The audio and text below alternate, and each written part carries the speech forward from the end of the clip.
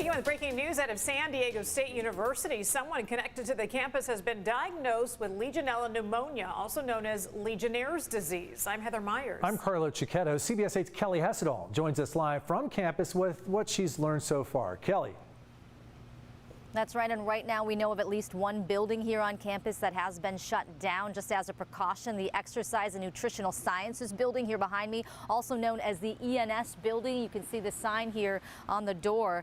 Now, we don't know if it was a student infected or a staff member. The school has not said, but we did talk to a doctor at Kaiser about Legionnaire's disease, and here are some of the symptoms. So the symptoms are fevers and people have a dry cough. Usually it's symptoms within 24 to 48 hours of having some cough, fever, shortness of breath. A classic presentation of pneumonia without a lot of phlegm associated with it.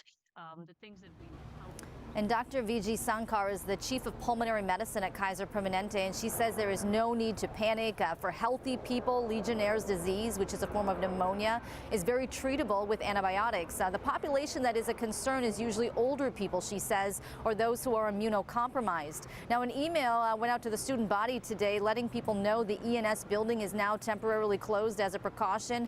According to SDSU, the person who was diagnosed with the disease is away from the school and is recovering. Dr. Sankar says people typically get Legionnaire's disease by being exposed to contaminated water or soil. It is not something that's passed from person to person. So, for example, she says it's possible this building is shut down while they test the air conditioning unit to make sure that the Legionella bacteria isn't inside it. We did see several students that show up here today only to read the sign and realize the building was shut down.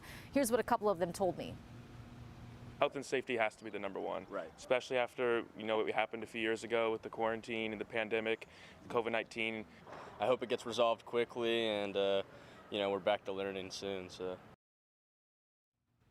And both of those students are majoring in kinesiology. They say this is the building where you take some of your biology and your chemistry classes. I am told that students are supposed to check with their instructors, that is, to find out if classes are canceled altogether or have been moved online. Heather and Carlo.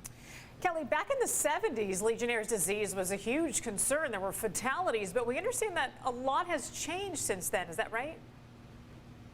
That's right, and according to Dr. Sankar, a lot has changed with testing. They're much more effective at testing for it now. Once you come into the hospital, if you have pneumonia, it's really one of the first bacteria, she said, that they test people for. She said there's also a lot of advances made in antibiotics. We have a lot of antibiotics that are very effective in treating this disease. So if you do get it, if you're healthy, you should recover pretty quickly. It sounds like they're responding on multiple fronts with full force. We'll see if they're able to arrest the spread of Legionnaire's disease on campus. Kelly Hessedall reporting live for us. Thanks, Kelly.